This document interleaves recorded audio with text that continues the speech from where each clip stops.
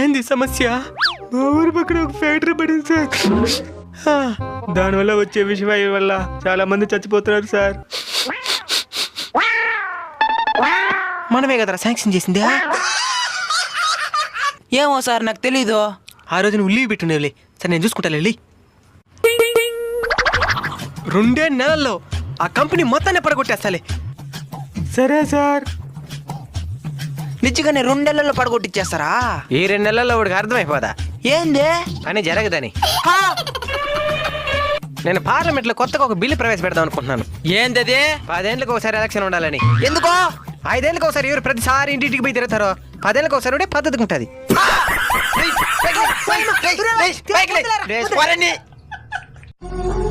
బాగా నవ్వుకున్నారా? ఒకసారి ఆలోచించండి.